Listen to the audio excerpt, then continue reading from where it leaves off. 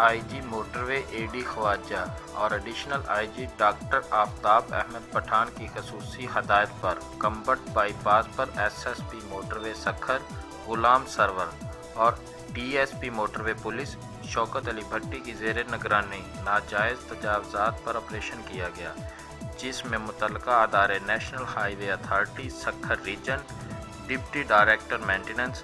ضلعی انتظامیہ پولیس اور لوکل انتظامیہ نے بھرپور شرکت کرتے ہوئے غیر قانونی تجاوزات کو مکمل طور پر ختم کروایا۔